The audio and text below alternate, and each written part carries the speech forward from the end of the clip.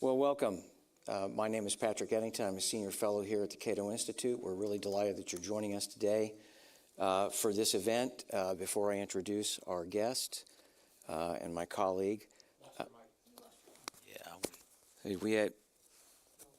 bear with us 1 second.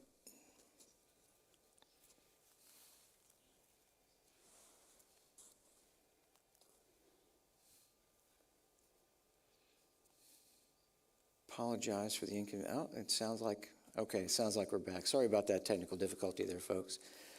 For those who are here in the audience, please do make sure that you have your cell phones either turned off or at least on silent. So I think we might be having some technical issues here with the equipment. Please bear with us 1 moment. This is live. Yes, that's what happens. So it looks like we're cutting out a little bit. Okay, so I think we finally have this resolved now. We will be taking questions from the audience here in the Hayek Auditorium at the Cato Institute as we get towards the end of the program. We're also going to be getting in questions from folks who are watching via our webpage from Facebook and YouTube as well as X. And I think we're, okay. Still cutting out a little bit. Just use the hashtag Cato Events, and that will ensure that we can kind of pick that up as we go forward. When you're here in the auditorium, when a microphone is brought to you, please do try to speak clearly and directly. And just a reminder, questions, not political statements. We're here to actually talk about a specific topic, not necessarily make a political statement about any particular individual or administration. And when you do step to the mic, please give us your name and affiliation. What I also want to do is just a little bit of, very quick scene setting here. I want to make it clear what this event is about and what it's not about. This is not an event in which we are going to be mindlessly bashing American police. That's not what this event is about. We're dealing with a lot of serious topics in this country today when it comes to policing in America. It is a multifaceted problem. We could talk about, the impacts of qualified immunity. We could talk about actions that the Congress has or has not taken to try to deal with this issue. But I want to make sure that we understand that when we talk about issues involving police in this country and police misconduct, problems with policing, and solutions, we are talking about an issue that is very, very much multifaceted. What we are going to be doing today is talking about one very important aspect of that issue, and that is the extent to which very, very racist elements have effectively infiltrated police departments, both at the federal, state, and local levels, and what that means in terms of constitutional rights. And I'm just delighted today that we've got my friend Mike German, a fellow at the Brennan Center for Justice. It's his new book that is our focus today, Policing White Supremacy, The Enemy Within. It is about police and the role that they play in our society and how this entire issue of the infiltration of police by elements like the Proud Boys, Ku Klux Klan, even other neo-Nazi type elements impacts American policing. And joining us in the questioning here today is my colleague, Mike Fox. You'll hear me refer to either Mike Fox or Mike German because we have 2 mics on stage, so I got to try to keep them straight. Mike is a legal fellow here, and he works on a range of constitutional issues. I want to, just kind of start with Mike German, and I want him to kind of give us some background to help you all understand the perspective that he brings to this, and especially the experience he brings to this. You spent 16 years at the Bureau. When specifically did you join? I was an FBI agent from 1988 until 2004, so 16 years. And with regards to your undercover work targeting one or more neo-Nazi groups, did your chain of command recruit you for that assignment? Did you volunteer for it? To the extent that you can still discuss it, I don't know how much of that is still under seal or whatever, but did you volunteer or were you volunteered, so to speak? So in the FBI, every undercover assignment is a volunteer assignment. basically there was a good friend of mine who was an agent who was looking for a younger appearing agent to work with groups of neo-Nazi skinheads, which tended to be fairly young, and his informant base was a little older and not really able to fit in. So he came to me and said, you have blonde hair and blue eyes. You can be a Nazi. But everything's volunteer. How much can you actually talk about the work itself, or the specific case or cases that you worked on? Are you under any kind of, ongoing, either legal or other obligations that you signed your name to that kind of limit what you can say? So I worked a case in Los Angeles undercover with neo-Nazi skinhead groups and their supporters, and those cases went to trial, so all that's public record. And then in the mid-'90s, I worked what we then called anti-government militias. Now you can't really call them that because they're so incorporated with the government that I called them far-right militias. But those cases also went to trial. I was working on starting a third case. That one didn't go forward. I became a whistleblower in that investigation, and so that case I can't really discuss in very much detail. Got it. When you essentially volunteered for this assignment, was this whole issue of white supremacist infiltration of law enforcement even on your radar or the Bureau's radar to any kind of appreciable degree? This would have been in the late 80s, early 90s, right? Early 90s. Early 90s. It was. When I was working in Los Angeles, it was a case assigned by the Joint Terrorism Task Force. So it was joint with FBI, LAPD, LA Sheriff's Office was involved, the Bureau of Alcohol, Tobacco, and Firearms. I think Secret Service was involved in some aspects. So there were a lot of different law enforcement agencies working it, and the supervisor kind of brought everybody together and said, look, we have to be very careful about this case. When you're back at your agencies, don't talk about this operation because there are sympathizers within all of your agencies, and we understand that. And in order to protect the integrity of the investigation and the safety of our undercover agent, just be very limited in anything you talk about with other law enforcement. So that was 30 years ago. Right. And there was a level of concern, sensitivity. And at the end of the day, that concern really centers around the safety of you as well as any other law enforcement personnel who might have been undercover or otherwise working with you. And the integrity of the investigations, yes. Yeah. I guess that brings me to the next, what I think is logical question. Why this book and why now? So at the Brennan Center, I'd written a series of reports that got a fair amount of attention, but it seemed to have dropped off after the events of January 6, 2021. Obviously, a huge Department of Justice and FBI effort to work those cases, the largest case the FBI has ever worked, but there wasn't really a lot of continuing discussion about what to do about this problem, and particularly because there was such a public groundswell demanding policing reforms that weren't really being implemented, that I thought it was important to gather all that information back and put it out in a book form. And I was fortunate to have Beth Zasloff, my co-author, who helped me put a lot of the pieces together. Well, it is a fascinating and at the same time pretty scary book. An awful lot in there. I heartily recommend it to any of you who are watching, who are thinking about picking this up. It's quite the educational experience. It certainly was for me. At the end of the day, our discussion here is going to revolve heavily around the law, and we have a case out there right now involving these torching of Tesla dealerships that the Attorney General is essentially trying to label as domestic terrorism. And I know my colleague Mike Fox, wants to kind of delve into that, and I think this is as good a time as any to try to address that. Yeah, absolutely. Thanks, Pat, and thanks, Mike, for being here. So, Mike, as you well know, the federal government's one of enumerated powers. What that means is that the federal government lacks general police powers, and the result is that most criminal law enforcement is reserved to the states.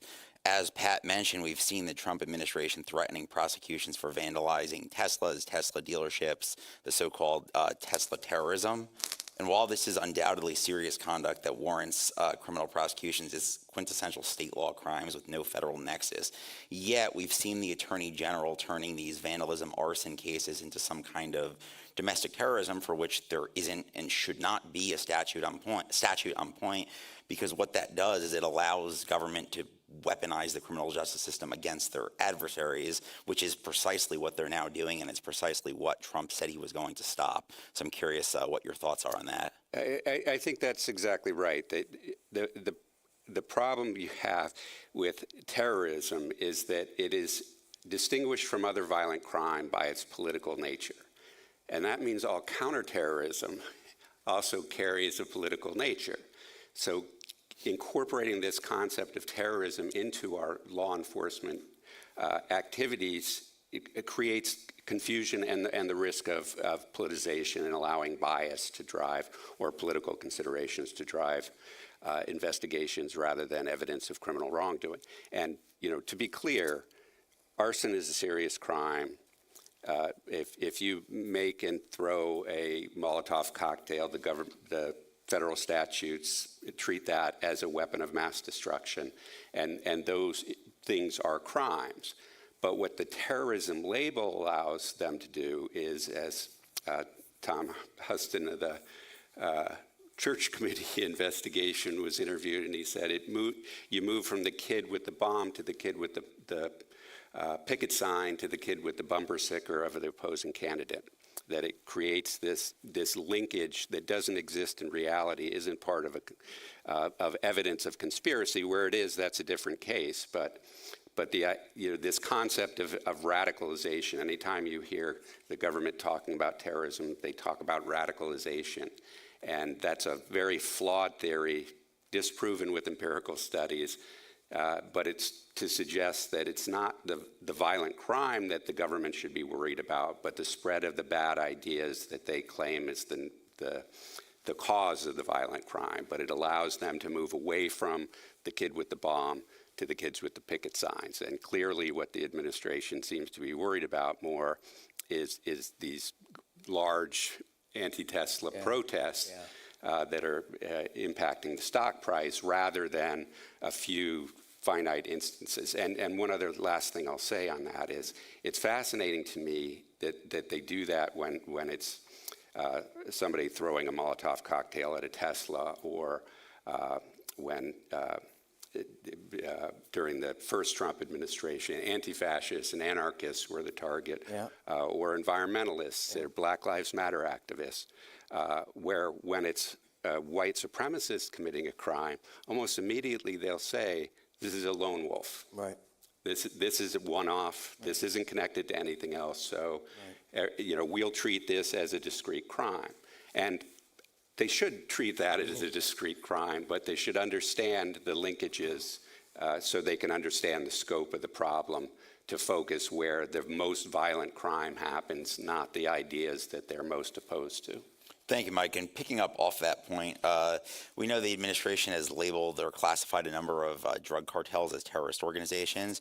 Do you think that might lead to an increase in material support prosecutions, either related to, illegal immigration or related to Tesla terrorism or anything like that? In other words, does the classification of drug cartels as terrorist organizations, is that done strategically to enable those types of prosecutions?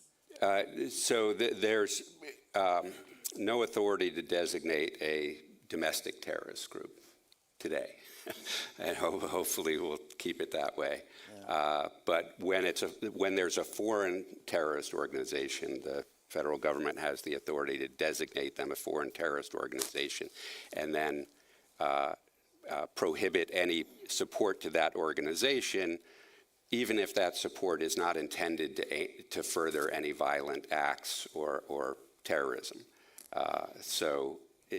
Certainly designating cartels as foreign terrorist organization raises the risk that, again, you'll see them moving away from groups that are doing harm to target groups that they don't like for whatever reason. Yeah. Thanks, Mike. Another thing I was going to ask about is you discussed the various levels of FBI inquiries, which, how much agents can do with little to no supporting evidence.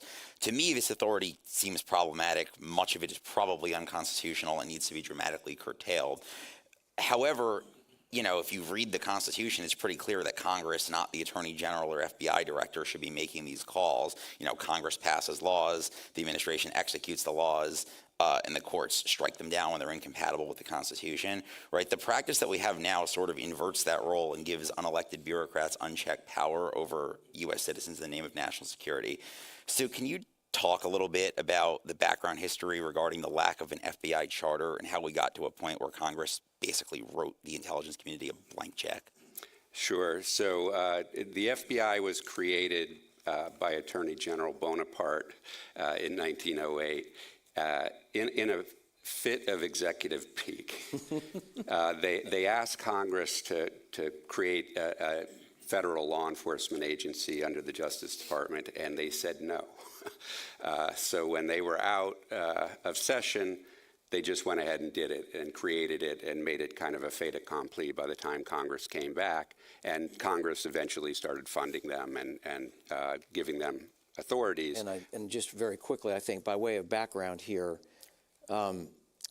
when Attorney General Bonaparte, who was actually a distant relative of Napoleon Bonaparte, interestingly, when he announced the creation or did create the FBI, or what was then known as the Bureau of Investigation, on July 26, 1908, he did so essentially in response to President Theodore Roosevelt's rage at the Congress having earlier in 1908 passing a specific piece of legislation that restricted the activities as the Secret Service. The Secret Service was the original investigative arm of the federal government, if you will. And most of us probably know that for most of its existence, the Secret Service has been about two things: protecting the person of the president and going after counterfeiters. What happened during President McKinley's administration, and which carried over into Theodore Roosevelt's administration, was the use of Secret Service agents for all manner of investigations, and that included Roosevelt dispatching these agents out to spy on his political opponents, even political opponents in his own party. So what happened in late 1907 is an incident involving the Secretary of the Navy utilizing a Secret Service agent to keep tabs on a young Navy ensign who was accused essentially by his wife's parents of having an affair. He was having an affair, but that really wasn't the point. The Secret Service should not have been used, to go into a situation like that, a private marital matter. At any rate, to make a long story short, the press gets a hold of this, and because Theodore Roosevelt had made so many enemies in the Congress on both sides of the aisle for his prior misuse of Secret Service agents to go after members of Congress, they finally had the opportunity, essentially, to pass the legislation I'm talking about, which then leads us back to Mike's discussion about Bonaparte on Theodore Roosevelt's orders, creating this new investigative corps out of whole cloth with absolutely no legal charter. Right, and it operated for the first 50 years with no legal charter under the tutelage of J. Edgar Hoover. And it wasn't until his death and the Church Committee investigation revelations of the abuses that the FBI had engaged in under his leadership that Congress started working on a legislative charter. But at the time, Attorney General Edward Levy decided that he would go ahead and write Attorney General guidelines that would govern the FBI's authorities, and that way kind of get ahead of any legislation. And that was enough for Congress to wipe their hands of it. But as Mike says, every attorney general then can tweak them, and most of them, or many of them, did. And then after 9/11, they were radically changed in a way that brought us back to almost to where Hoover would have started, where agents can now open what's called an assessment without any particular factual predicate. So no basis to believe you've done anything wrong. It's just the agents assuring themselves that their motives are pure, that they're doing it to prevent crime, terrorism, or some national security threat. So this authority allows agents to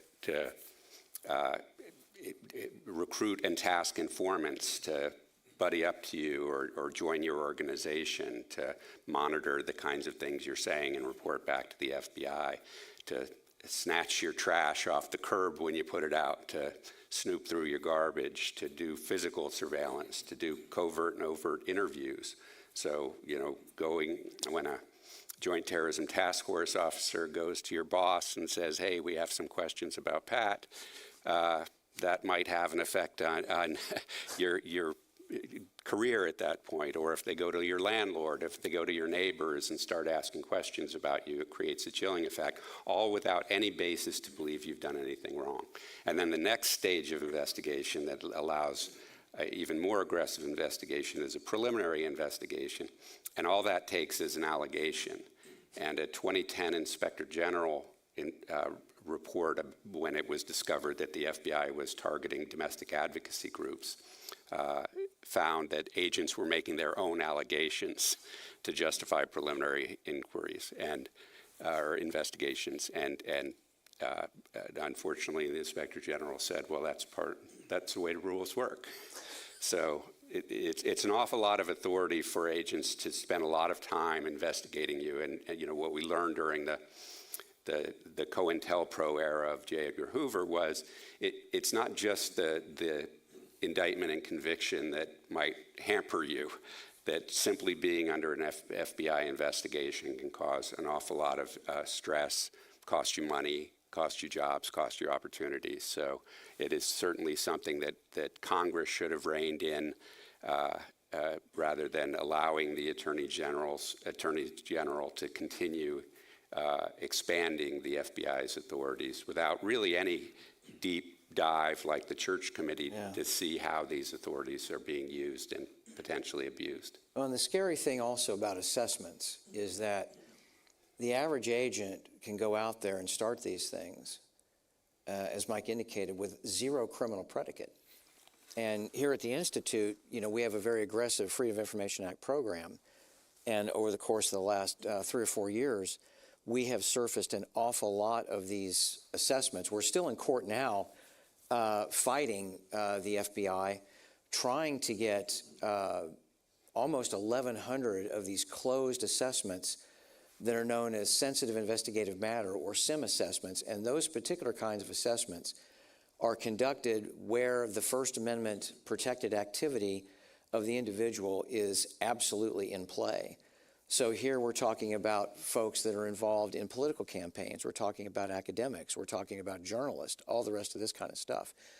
And the Bureau has fought us tooth and nail for the last 3 going on 4 years, trying to shake this stuff loose. And again, these are like closed assessments. These are not active investigations of any kind. They finished this stuff a long time ago. And they're desperate to not let that stuff get out, because I think it'll show at scale the very kind of thing that Mike is talking about. Yeah, thanks, Pat, and thanks, Mike. So, Mike, I want to pivot a little bit. So you talk in your book about the militarization of law enforcement.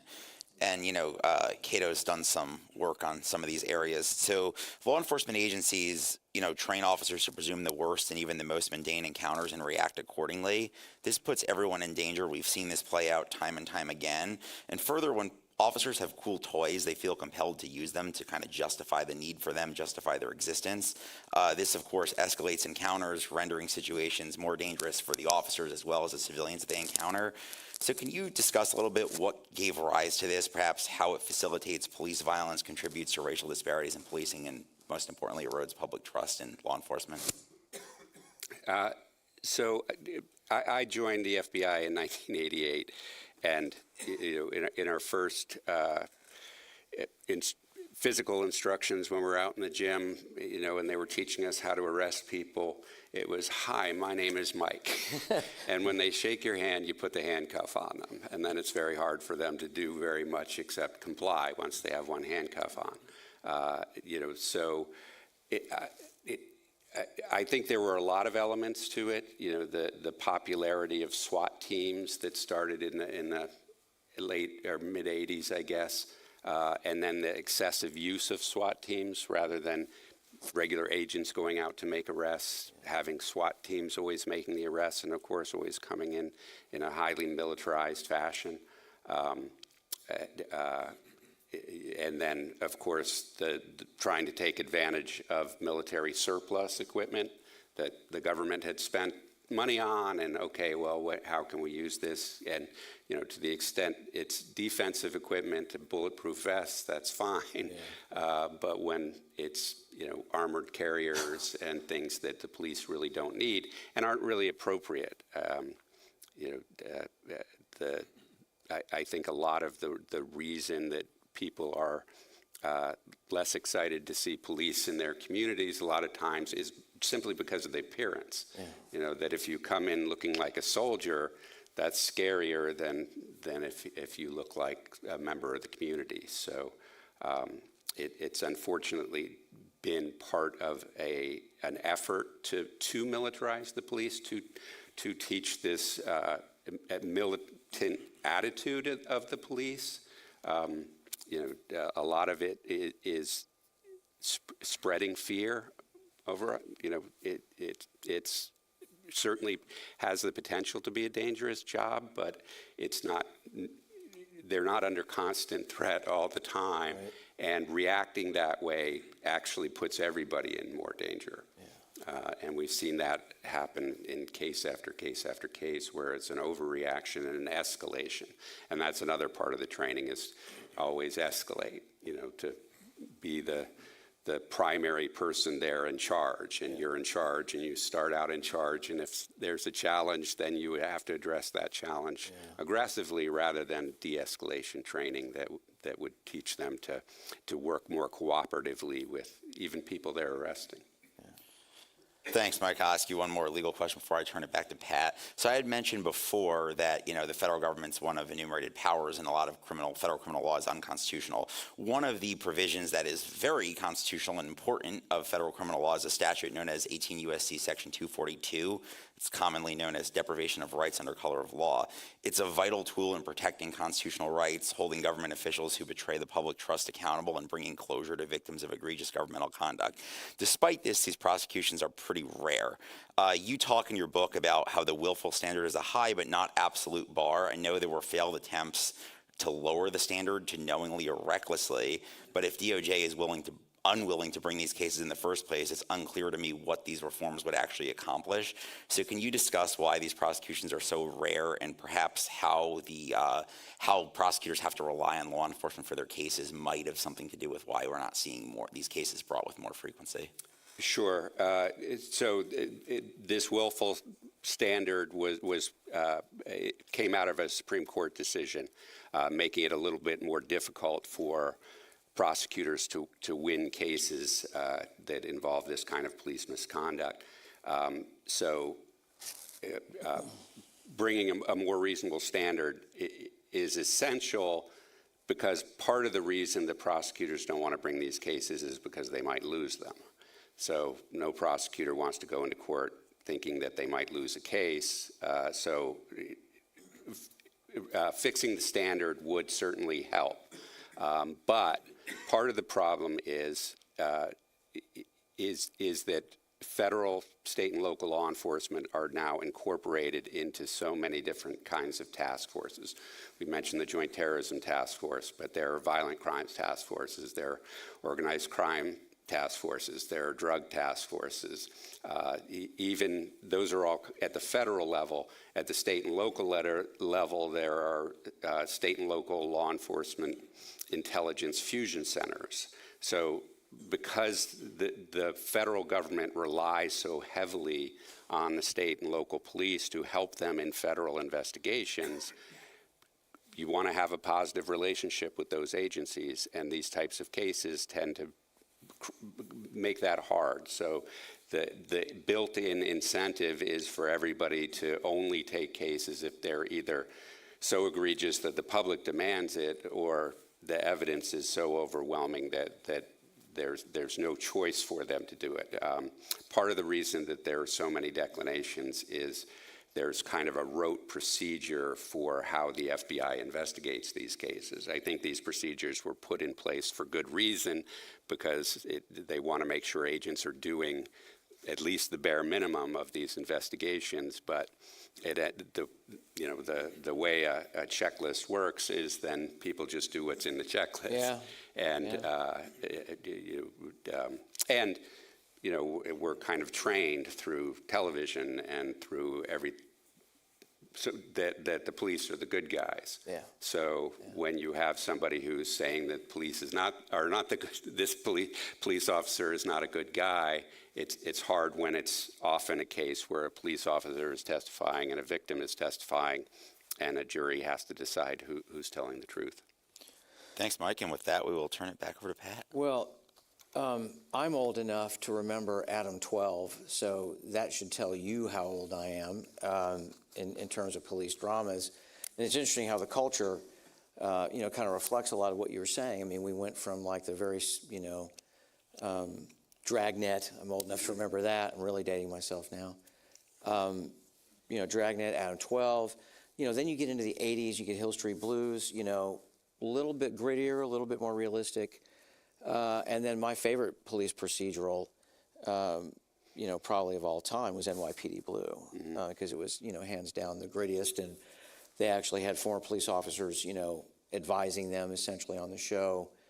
And we also had, some other, fairly prominent actors who were, former cops themselves. The late Dennis Farina, Crime Story.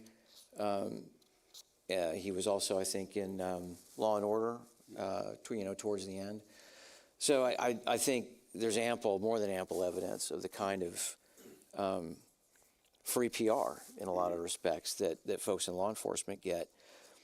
What I find interesting is that, there are 18,000 or so, I think that's a roughly accurate number, separate police organizations, in this country.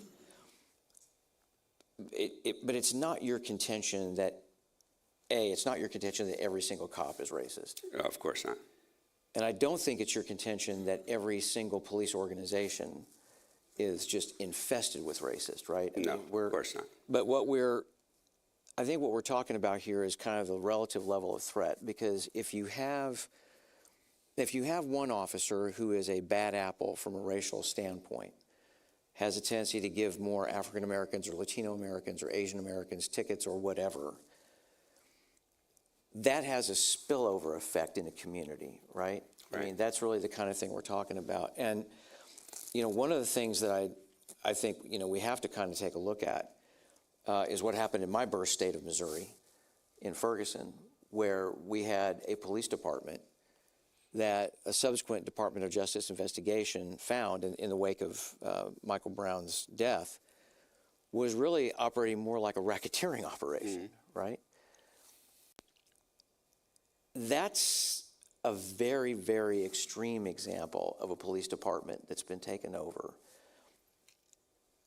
You don't think that that's essentially necessarily the case everywhere else, but we probably have a level of penetration that ultimately does kind of on a day-to-day basis impact individual rights. I mean, I think that's kind of the overarching theme of the entire book, right? Right. It's not that the number of racist police officers is overwhelming somehow. It's relatively small.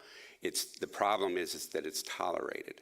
You mentioned the warning that I received as an FBI agent from my superiors, that we had to be careful with the undercover operation not to talk about it in law enforcement circles because there was sympathy.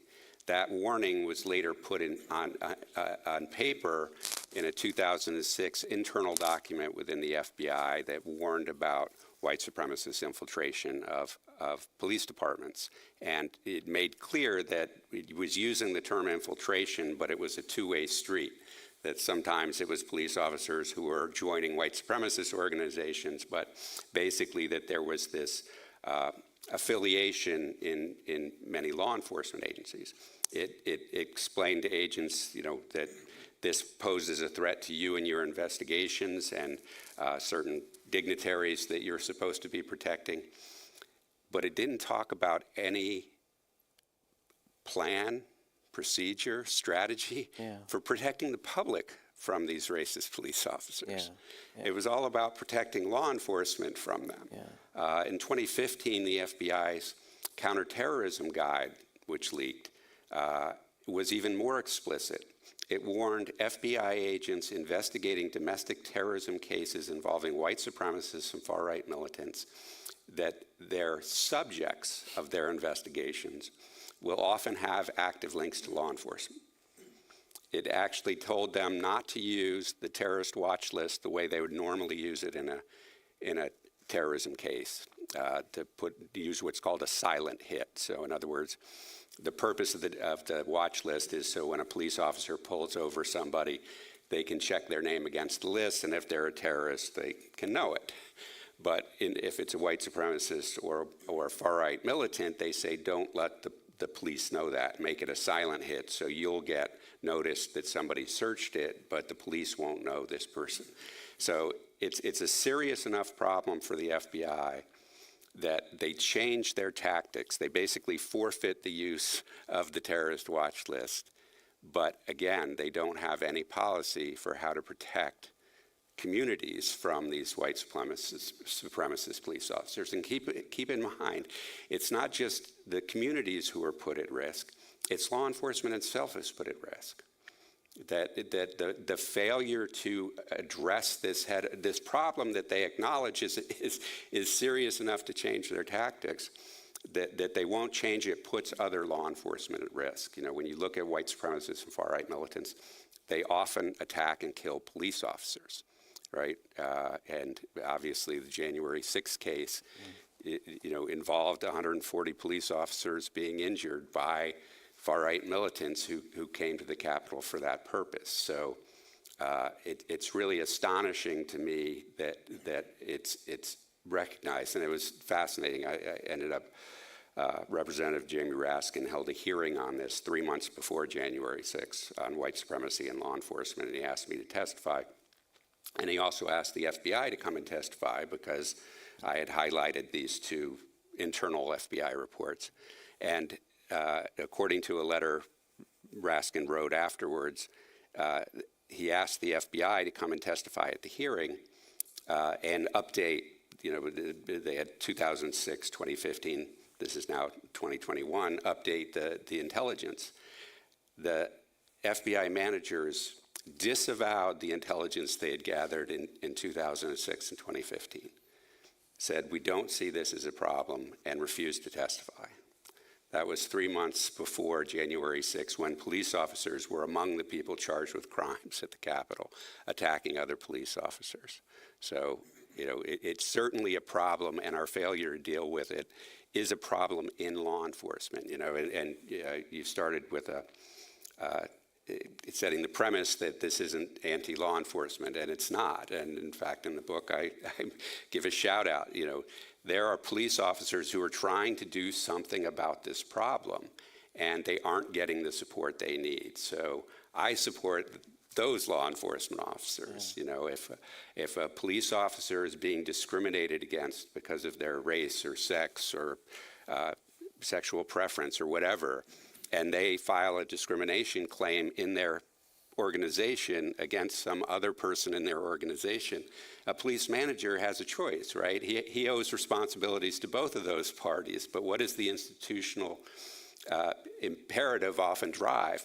Protect the institution by protecting the person who's doing the discrimination and punishing the person who's the whistleblower, right? Rather than looking at that as an opportunity to make some corrections within your department, they institutionally want to protect the person who is reinforcing the status quo rather than the person who's trying to make it a better place. So according to what Congressman Raskin got back from the then Trump administration, the first Trump administration, that administration was disavowing work that was done under the George W. Bush administration as well as the Obama administration, despite the fact that the professionals back then, clearly on what you'd have to say is a bipartisan basis in terms of administrations, pretty much seemed to see eye to eye about the reality of the problem.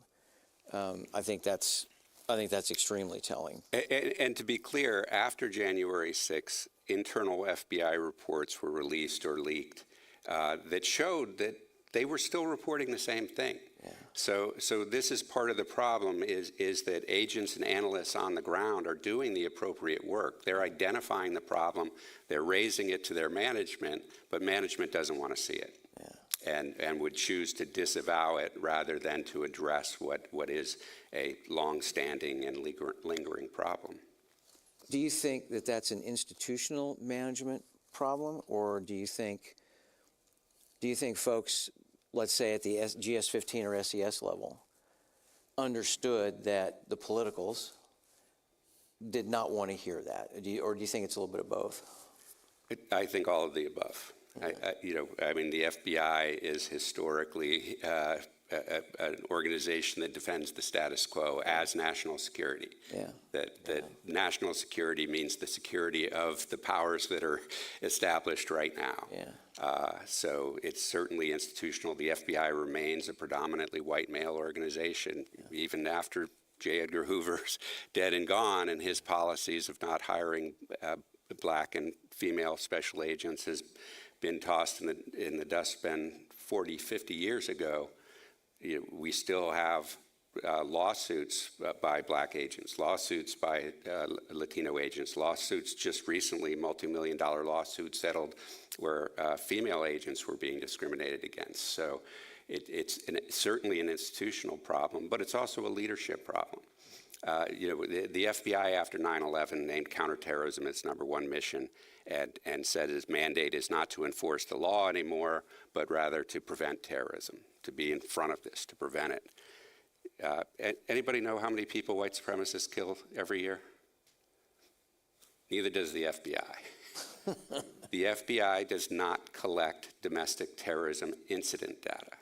And we worked with Congress, and they passed a law, the National Defense Authorization Act of 2020, that required the FBI and DHS to report the number of domestic terrorism incidents, the number of fatalities resulting, and then the number of investigations broken down by the categories that the FBI creates in its domestic terrorism program.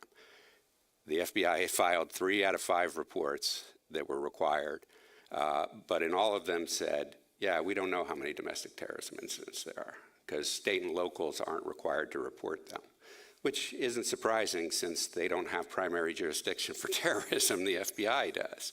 Now, keep in mind, the FBI knows how many bank robberies happen. They file a report every year with Congress, a bank robbery report that says where the bank was robbed, how the person got into the bank, whether they used a weapon, how much money they got, how they got out of the bank. All that information is for every bank robbery.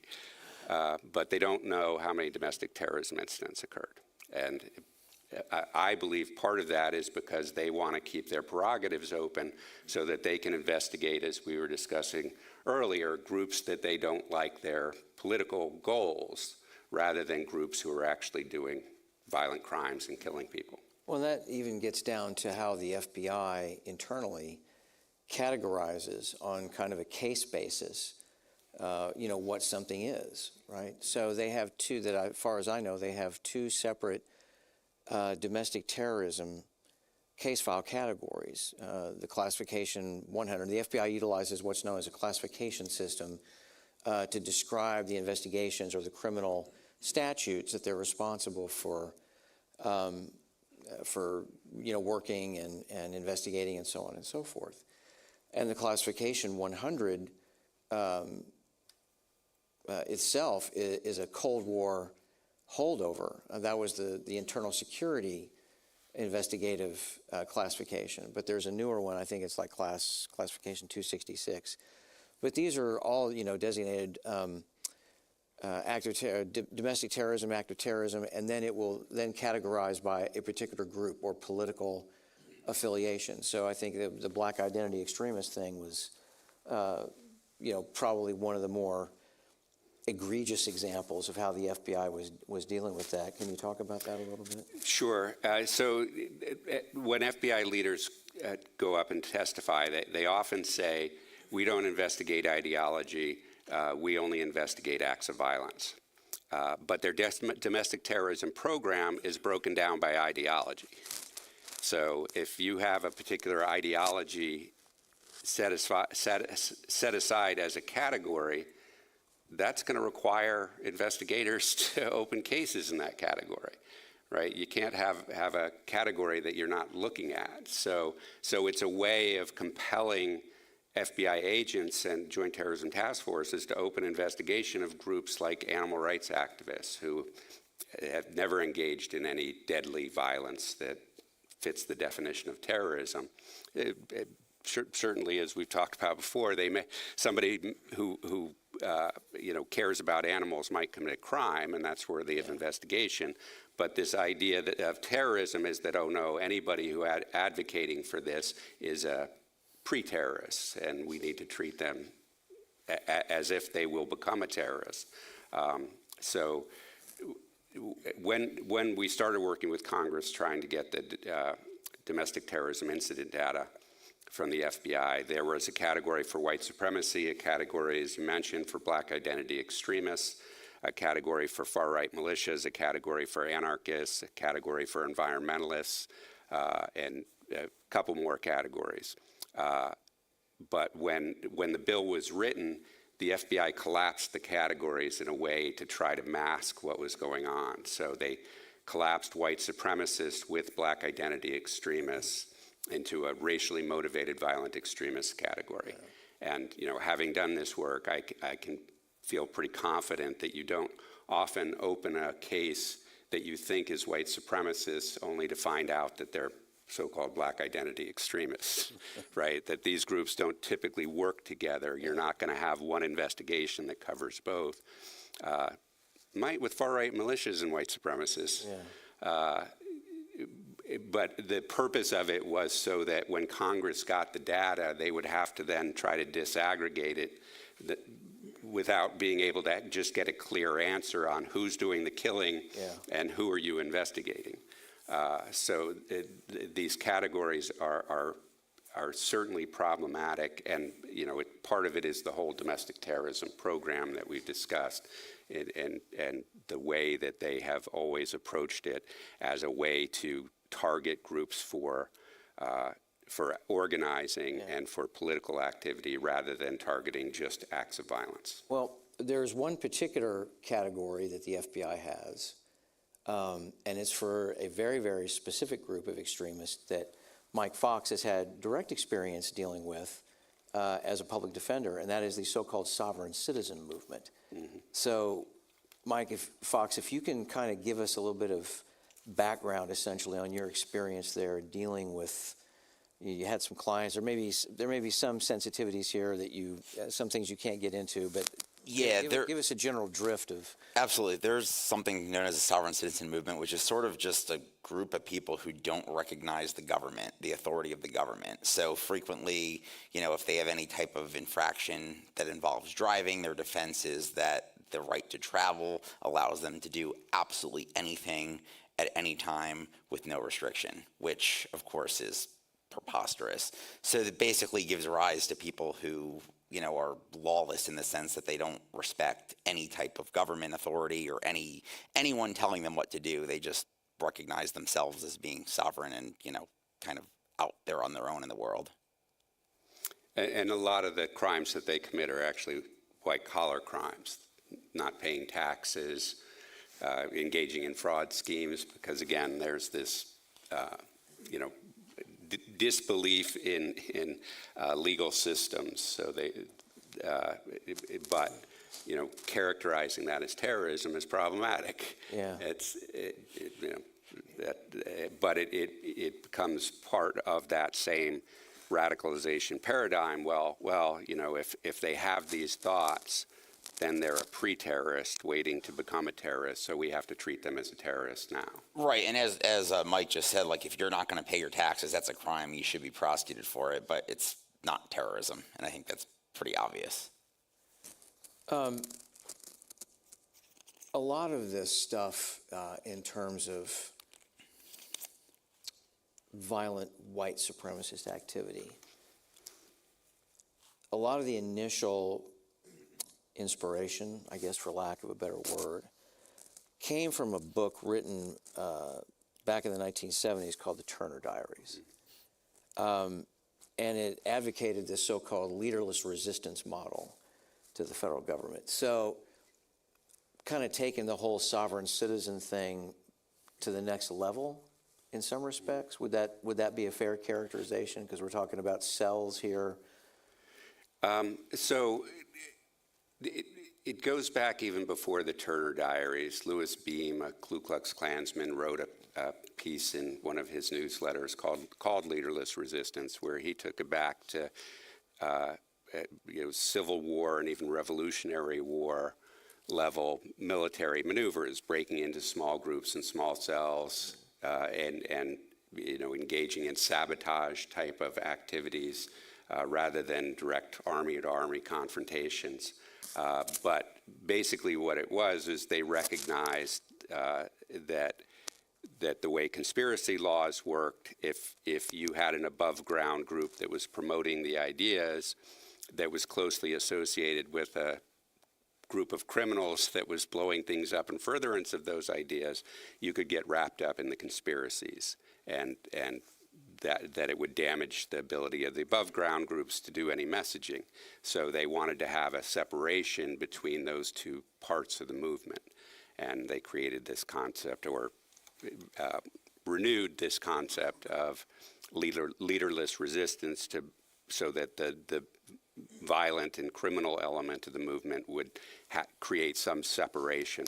Some of it not very effectively there, but that was the idea of it, and that was the idea furthered in the Turner Diaries, which was a novel that sort of explained how to perform a bombing of a federal building. It was the FBI building in the Turner Diaries, but in real life it turned out to be the Oklahoma City Federal Building, and Tim McVeigh had pages of this book with him when he conducted the bombing. So there was a pretty clear connection. Yeah. But again, the guy who wrote the book can't be responsible for what somebody does with the book. He wasn't a nice guy. I'm not saying that, but making sure that we're focused, that law enforcement is focused on the people who are actually committing crimes and not trying to move to the kid with the picket sign and the bumper sticker. Yeah. Well, that kind of gets at one of the tensions I think that we have here, right, is that, and Mike Fox, you should absolutely weigh in on this since you're actually the attorney who's barred. Mike German came really close, but I don't think you ever took the bar. But anyway, we have an joined agent. the FBI. We have an agent, an actual attorney here.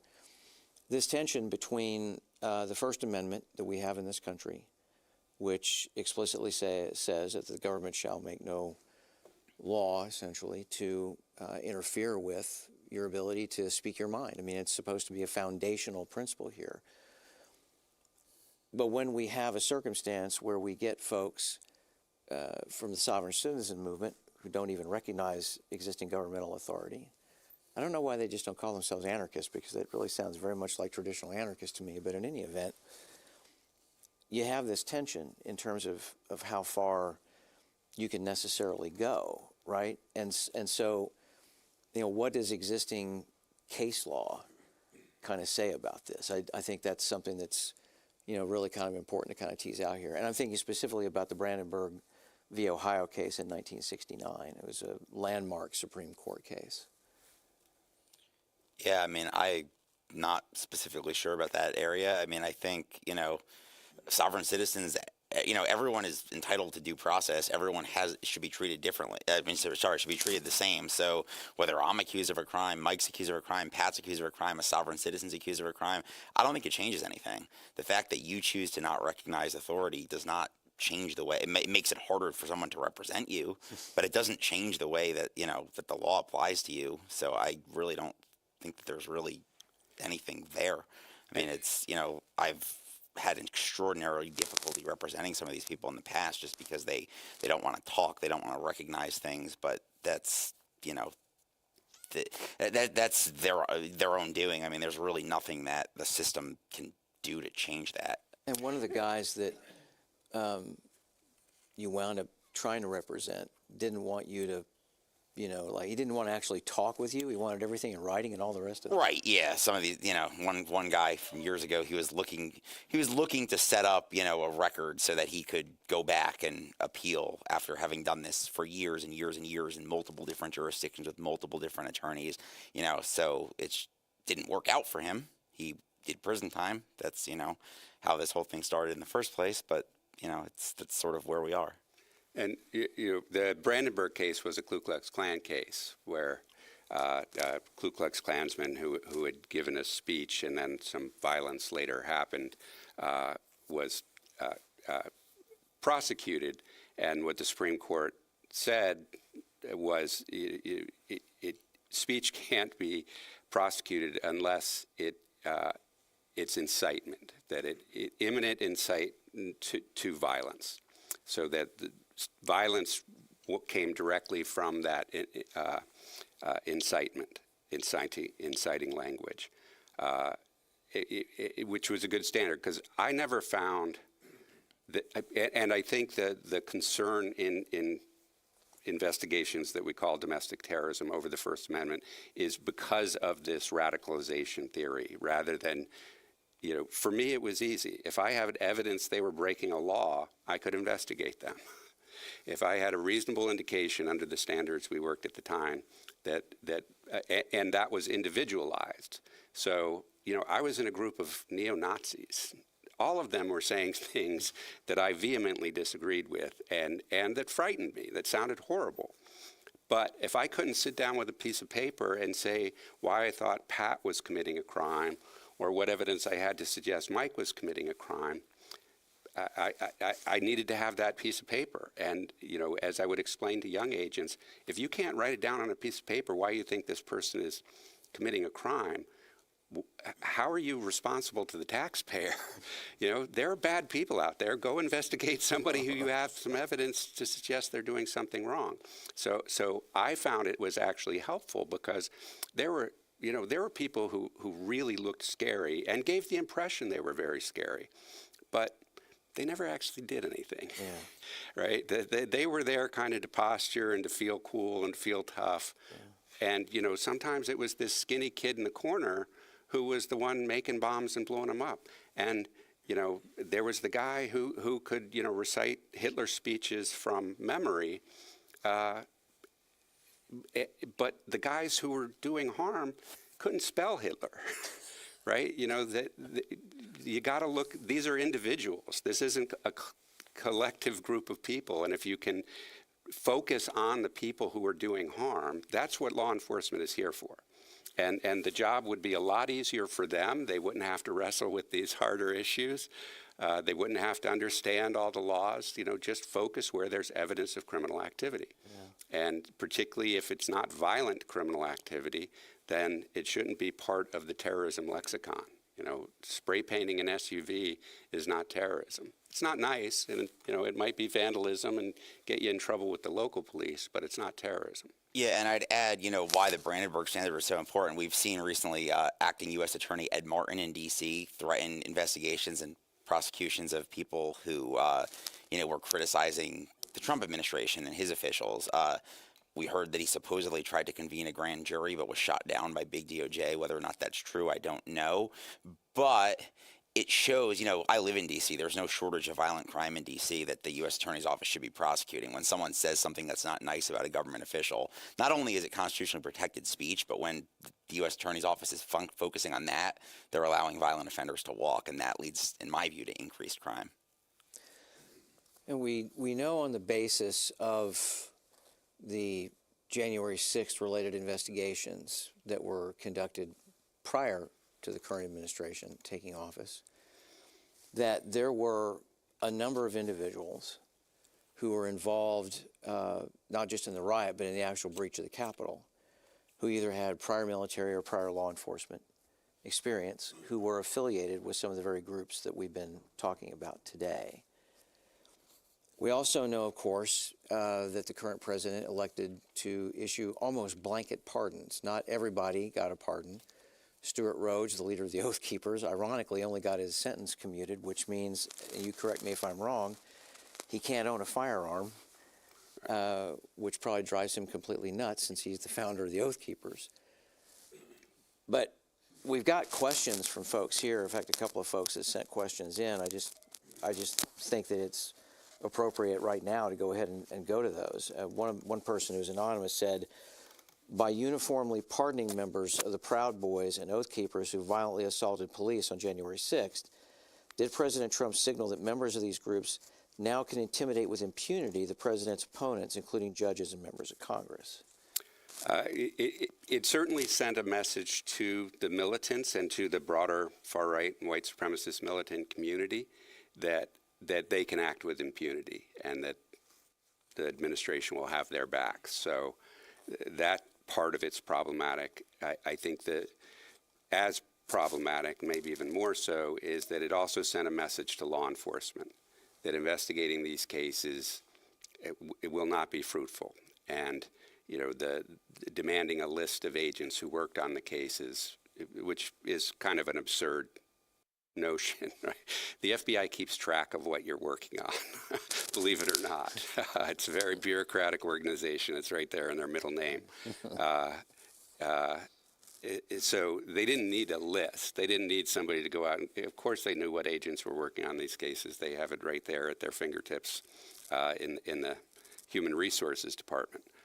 But the requirement of going out and creating this list was to intimidate agents from working these types of cases, so that the likelihood of agents finding out that there is some violent activity taking place in their community and eagerly going to address that, I think is going to have a real inhibiting pressure on these investigations. We've spent a lot of time talking about your former employer. And I think in light of, some of the recent court decisions with respect to certain kind of entities that have been created by Congress and the like, there may be some questions about whether or not the FBI can actually legally, constitutionally exist, because it's never been authorized by Congress. Mike Fox, I think you have some thoughts on that. Yeah, Pat and I were talking about this earlier. I mean, the FBI, there was no FBI charter. I mean, and the policies are being made by, what are functionally unelected, unaccountable bureaucrats, that whether it's the, Department of Justice, Attorney General, or the, FBI director. I mean, I think not only does Congress need to charter the FBI, Congress needs to direct the FBI what they actually can and can't do. Like, what constitutes an assessment should be a decision made by the people through their elected representatives by Congress, and not by Mike as FBI director, and then when I take over, I decide it's something else, and then when Pat takes over, he decides it's something else. It's not only is it not their role, it's lack of consistency, and things change, and it also allows them to, violate people's rights with no clear-cut accountability. I mean, really the way Congress can hold them accountable is they control the power of the purse. There is no chance Congress is ever going to cut funding to any of these things. If Congress does, they get accused of, supporting terrorism or things like that. So the budgets just keep getting larger and larger and larger with no meaningful oversight. So I'm curious if, Mike has some input on that, having worked for the Bureau. No, and, I think that the Bureau can do effective work, right? And particularly in areas where state and local law enforcement are not capable, certainly in federal corruption issues, often state and local law enforcement in interstate or international crime, where having a federal entity is important, obviously under very strong guidelines. And more important than the guidelines are public accountability. I mean, really the biggest problems at the FBI are because so much of what they do is behind a thick wall of secrecy. And I would say no different at your former agency at CIA, that, we all, have a room in our house that when guests come over, you just close that door, right, and keep it closed. That doesn't make it clean, right? And everything, all the clutter that was in the rest of the house, you just keep piling up into that room. That's what happens in these agencies, and they never really get a good house cleaning. And the church committee was really the first and only house cleaning that was ever done, and it discovered myriad abuses and just ineffectiveness. I mean, that was really a lot of what they found, was that these programs that did so much damage on a civil rights standpoint, did so much damage from a democracy standpoint, weren't actually effective in protecting Americans from the threats that they claimed to be investigating. So certainly, unfortunately, I've called it a national security ratchet. Right? It only moves in one direction. Yeah. After 9/11, an incredible historical intelligence failure, what happened? All the agencies got more authority, more resources, more people, even thicker cloak of secrecy. And nobody lost their job over 9/11, right? I mean, the heads of NSA, CIA, FBI, DOJ, nobody lost their job over it. And I've always believed that it's failures like that that just drive public cynicism about government kind of through the roof. Because some of the stuff that, we see going on, I've been in Washington almost 40 years now. And, you spent plenty of time here, and you spent plenty of time on the Hill as well, Mike Fox. The accountability issue, I think, is what we're really kind of getting at here with respect to what you've been talking about. So how do we actually approach this problem in a way that doesn't automatically assume that every cop is a racist, but at the same time puts in place measures, whether it's for recruitment, training, or whatever, that give us a high degree of confidence that we're actually weeding out bad apples, people that might, under color of law, right, do what police did in Ferguson, Missouri for years and years against the local residents. Right. And when I talk to law enforcement leaders about this, often they'll say, Mike, we can't, get into the brains of all of the people and, search their heart for hatred. We can't monitor their off-duty social media 24/7. How do we find these people? And what I always explain to them is they're not hiding. All you have to do is ask the people who work for you, but here's the key point: protect them when they tell you. Yeah. And whistleblower protections, which I know are near and dear to your heart, are really a critical element in this regard. The officers and agents know who the racists in their community are. They can point to them. Often they do point to them, and unfortunately get mistreated as a result. And the next thing they can do is go out to the community, because the communities know who the problem officers are, right? It's not like the communities aren't complaining about these people. Yeah. They often are. You mentioned the Ferguson police, the Chicago police. They had whole squads who were acting as gangs. Going out in the community, robbing drug dealers, robbing other people, dealing drugs that they robbed from the drug dealers. These aren't officer friendly, right? The communities can, but again, the institutional reaction is to defend against those citizen complaints rather than look at them as an opportunity. This is an opportunity for us to clean house here. Yeah. So that's a critical part of it. Keeping data. One of the problems that we've had is that police officers who get fired from one department or who quit right before they're fired are able to get hired at the next police department, and there's not necessarily an easy way to do that. And there have been some attempts both at the state and local level through the International Association of Chiefs of Police and at the federal level, which is kind of a program that never really got off the ground, to try to keep records. But that becomes difficult. One of the issues that I think would really work well is using the Brady lists. Brady versus Maryland was a case in which prosecutors are compelled to turn over any exculpating evidence they have to a defendant during a trial so that they can have access to information that the government's aware of.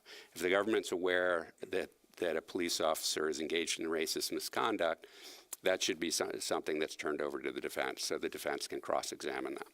And I was in the FBI when the Supreme Court came out with Giglio, which said if an FBI agent or a federal law enforcement officer had any finding of having lied in any internal investigation, you would have to turn that over to the defense. And what I saw is that called out a lot of bad apples and got them pushed to the margins where they weren't allowed to work on criminal cases anymore because that would undermine their credibility as somebody testifying. And that's essential to the integrity of the system, that the defense knows about this misconduct so that they can impeach them with it.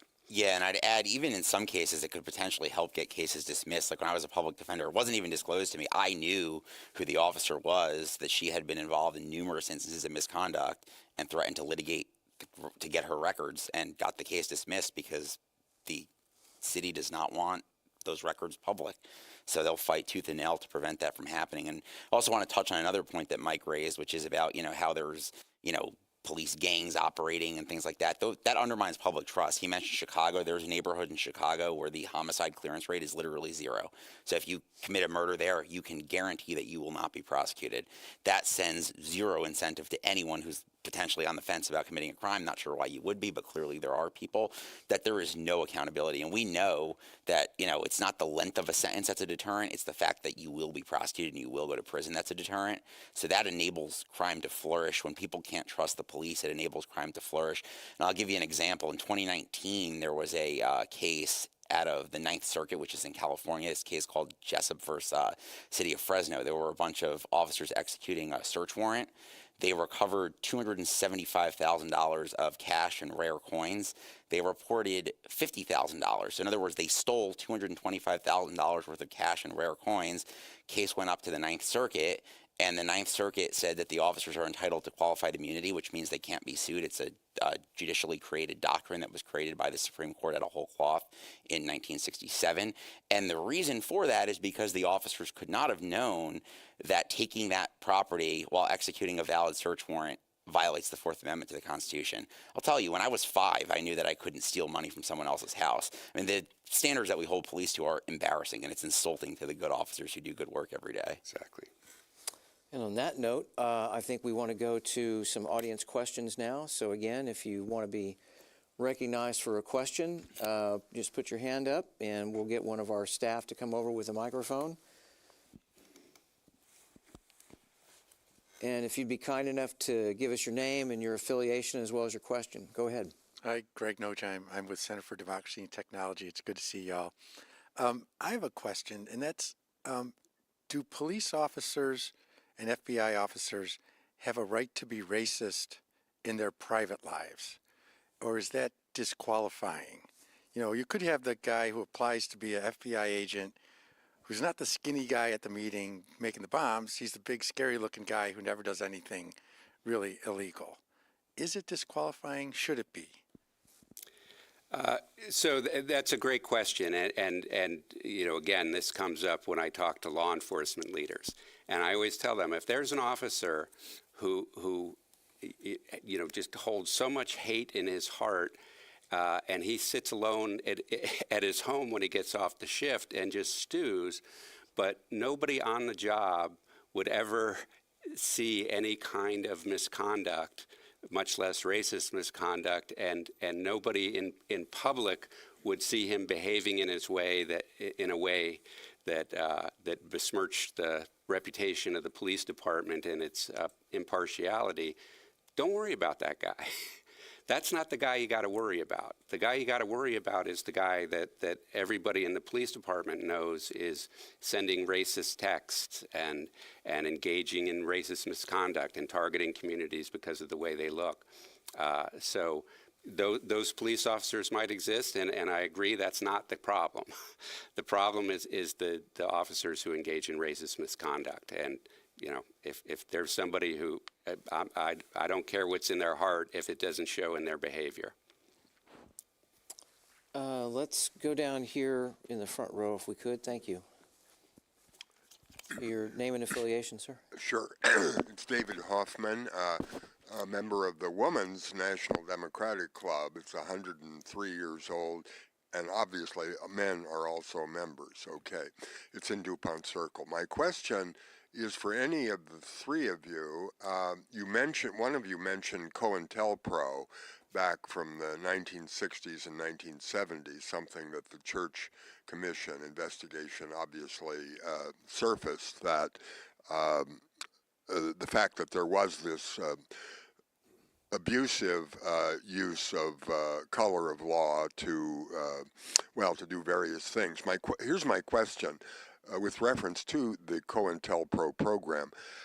Does an individual such as myself, or anyone for that matter, does an individual who doesn't know for sure, but thinks that he might have been a target of the FBI, specifically the FBI, back in, say, the year 1969, 1970, does such an individual under law have, under the Freedom of Information Act, for example, does such an individual have the right to ask the FBI to specifically divulge any evidence accumulated on that individual under FOIA? Yeah, that's a great question. So my answer is yes and no. FOIA, the Freedom of Information Act, has been around since 1966 and has been amended. I'd have to check with Nate Jones at the Washington Post to be sure, but I think it's been amended 8 times in that period. Every time it's had to be amended because federal agencies and departments have done everything they can to not comply with the disclosure statute.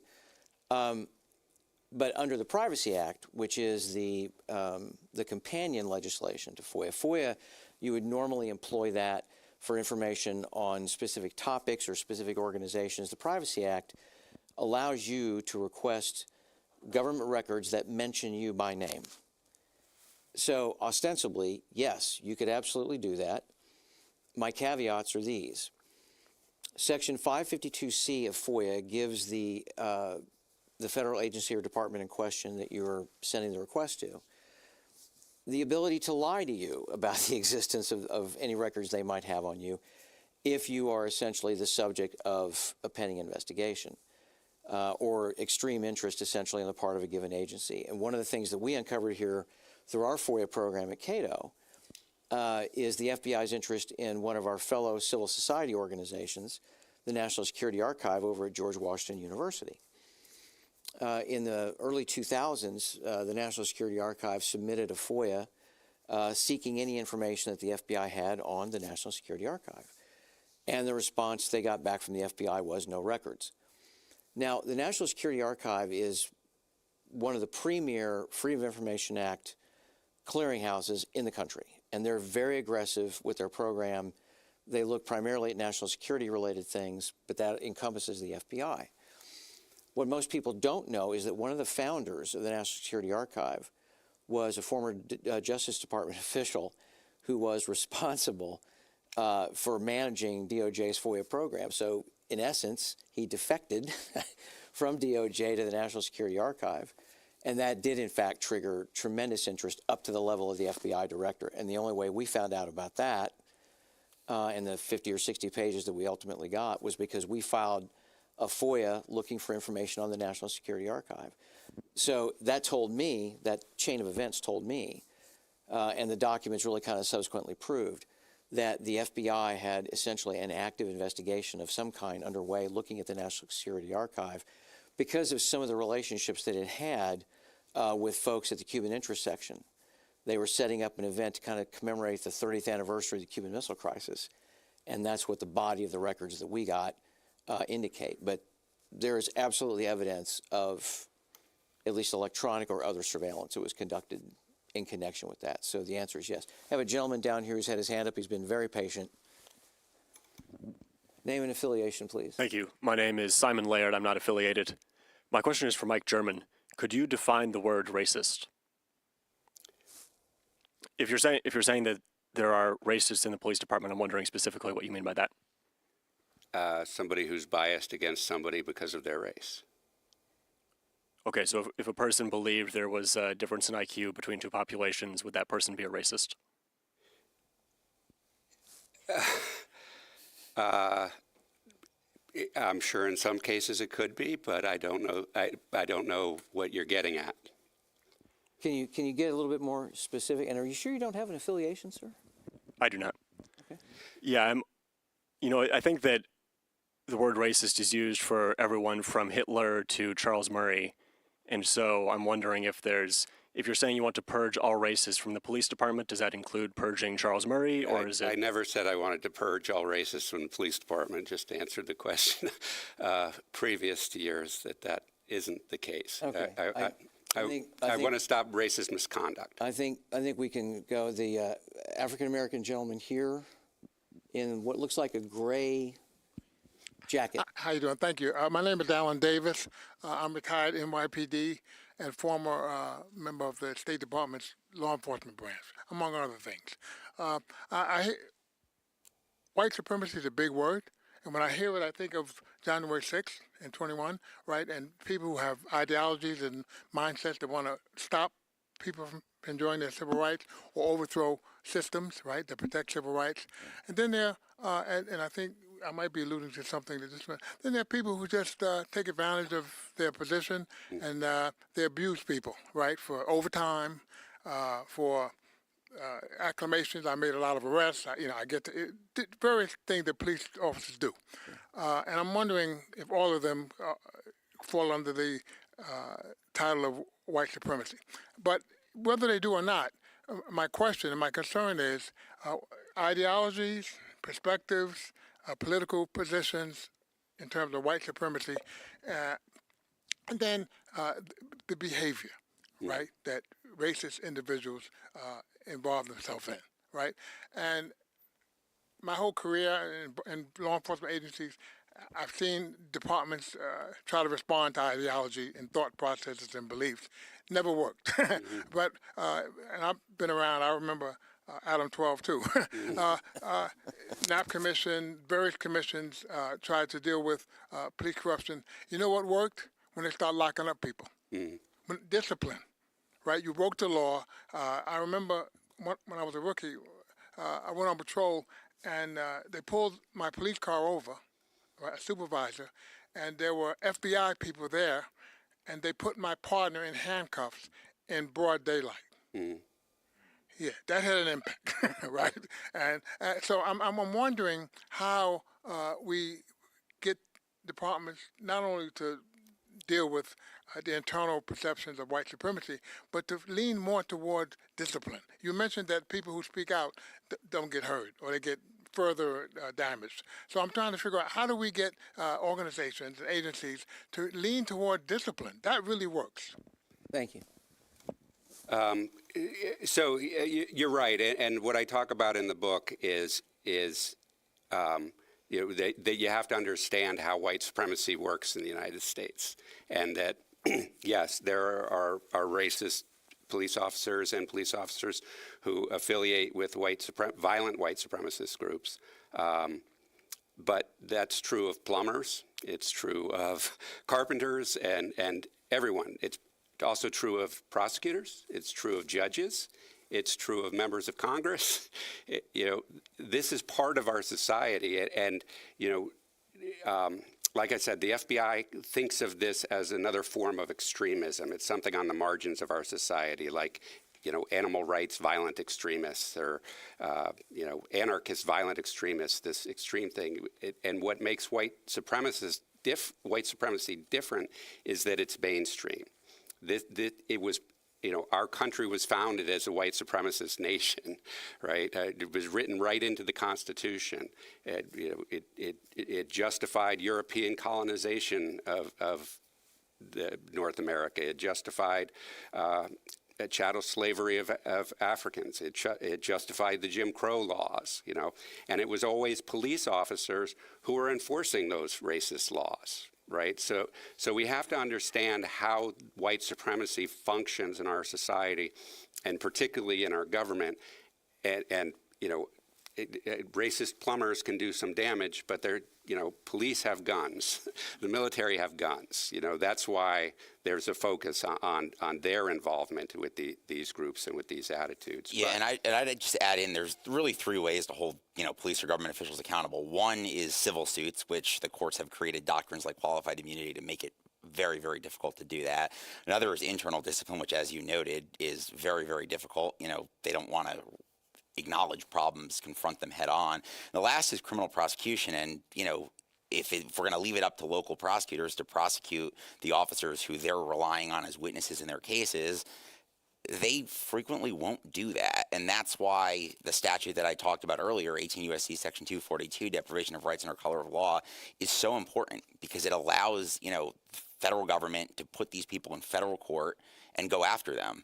But again, because of task forces and pressure not to appear as anti-police, we're not seeing these prosecutions. But I don't think that any of this is pro or anti-police. It's, you do your job well, we give you everything you need to support you. You don't do your job well, we make an example out of you to make sure that people can trust the police. The police can work with the public. We can prosecute violent crime, hold criminals accountable. All these things rely on each other, and when you don't do one, you don't have the other. Sir, down front here. Bruce Guthrie, retired bureaucrat from the Commerce Department. Given the current situation here, do you see any hope at all for the next 4 years? So I don't think I could do this work if I wasn't an optimist and didn't believe that there was hope. And I do have confidence that the majority of Americans want responsible police doing good work in their communities and not doing harm. And certainly I know that there are a lot of good police officers who want to correct this problem and don't want to have their reputations harmed because of officers engaging in misconduct. I feel like this is an opportunity that is kind of the opposite of the civil rights era, where you had states infringing on the constitutional rights of their citizens and the federal government having to stand up and protect them, that here we'll have to have state governments stepping up, and state law enforcement and local law enforcement stepping up to protect the constitutional rights of their communities against federal encroachment on their rights. But I agree with you that it doesn't appear that the FBI or Justice Department are going to be very effective in this regard. And there are so many different kinds of white supremacist violence. We talked about it in terms of domestic terrorists, but if a white supremacist kills somebody, the FBI might consider that an act of, say, in a racist attack, might consider an act of domestic terrorism, or they might consider it a civil rights violation, a hate crime, which kind of puts it lower on the priority, less resources to address it, more focused specifically on the act and not any conspiracy. Most often in the federal government, they treat them as gang crimes, if they treat them at all. So white supremacists are also gangs. Violent crimes program, again, not a priority program. And in the civil rights and gang programs, they defer to state and local investigators. So if a case comes in, they say, well, let the local police take care of that first. And if only if it comes back to us are we going to be concerned about it.